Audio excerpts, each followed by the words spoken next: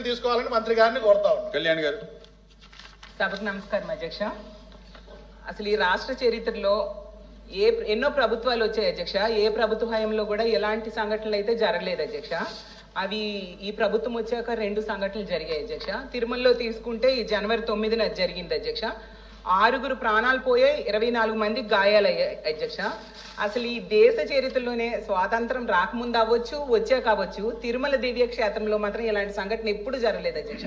అది ఇప్పుడు జరగడం నిజంగా దురదృష్టకరం. ఈ సంఘటన జరగడం నిజంగా ఇందులో రాష్ట్ర ప్రభుత్వ వైఫల్యము, అలాగే టీటీడీ పాలక మండలి వైఫల్యం క్లియర్ గా కనిపిస్తుంది. ఏర్పాటు చేయడంలో వాళ్ళు ఘోరంగా విఫలమయ్యారు అధ్యక్ష.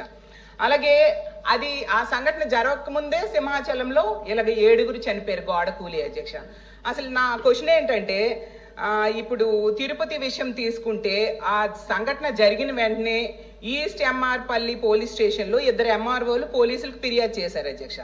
ఈ రోజు వరకు ఏ ఒక్కరిపైనైనా బాధ్యులపైన పోలీసులు చర్యలు తీసుకొని అరెస్ట్ చేశారా అని నేను అడుగుతున్నాను అధ్యక్ష. చేయకపోతే ఎందుకు చేయడంలో అరెస్ట్ చేయడంలో విఫలమయ్యారు అని.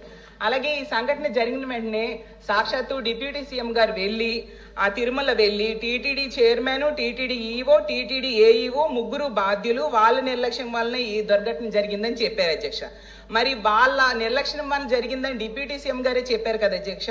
వాళ్ళ మీద ఏమైనా చర్యలు ప్రభుత్వం తీసుకుందా అని అడుగుతున్నాను అధ్యక్ష.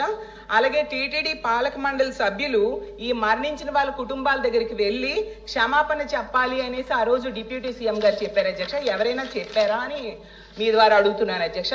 అలాగే సౌకర్యాలు కల్పించే బాధ్యత టీటీడీ పాలక మండలిదని సాక్షాత్తు సీఎం గారు చెప్పారు అధ్యక్ష. పాలక మండలి మీద ఏమైనా చర్యలు తీసుకున్నారని అడుగుతున్నాను.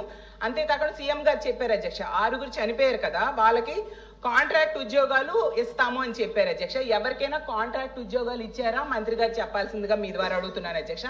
మరో ముఖ్యమైనది ఏంటంటే, దీనికి బాధ్యుడు అనేసి ఆ జిల్లా ఎస్పీని బదిలీ చేయడం సీఎం గారే చేశారు అధ్యక్ష. బాధ్యత వహించాల్సిన జిల్లా ఎస్పీ అని ఆ రోజు సీఎం గారు చెప్పారు అధ్యక్ష. మళ్ళీ ఎందుకు అధ్యక్ష మొన్ననే ఆ ఎస్పీ సుబ్బరాయుడు అనే ఆయన్ని మళ్ళీ ఎందుకు నియమించారు అధ్యక్ష? అసలు ఎలా నియమించారు, ఎందుకు నియమించారు అధ్యక్ష? అది ఇంకోటి ఏంటంటే, ఈ సంఘటన మరొక ముందే మనం సింహాచలంది చూసాం కదా అధ్యక్ష. ఇందులో ఆ కాంట్రాక్టర్ చెప్పాడు అధ్యక్ష, పైన ఉన్న వాళ్ళ ఒత్తిడి వల్లనే తక్కువ సమయంలో గోడ కట్టాను, ప్లాన్ ని డీవియేట్ అయ్యాను, వాళ్ళు ఒత్తిడి చేయడం వలన అని చెప్పారు అధ్యక్ష. మరి ఎవరు ఒత్తిడి చేశారు? 7 ప్రాణాలు పోవడానికి కారణమైన ఒత్తిడి చేసిన వ్యక్తి ఎవరు? అతన్ని పట్టుకున్నారా, అరెస్ట్ చేశారా? ప్రభుత్వం చెప్పాల్సిందిగా కోరుతున్నాను. సింహాచలం ఏర్పాట్లకి 5 మంత్రులు కమిటీ ఉన్నారు అధ్యక్ష.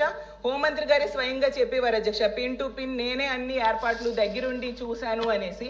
మరి అంత చూసినా ఇలాంటి సంఘటన జరగడానికి కారణకులు ఎవరు? వాళ్ళని అరెస్ట్ చేశారా అని మంత్రి గారిని అడుగుతున్నాను అధ్యక్ష. ఇంకో విషయం ఏంటంటే అధ్యక్ష,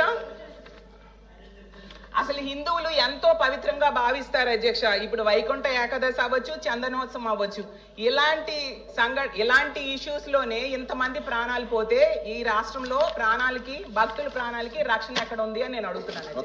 థ్యాంక్ యూ అధ్యక్ష. ఒకే ఒక ప్రశ్న అధ్యక్ష, ఇలాంటి సంఘటనలు మళ్ళీ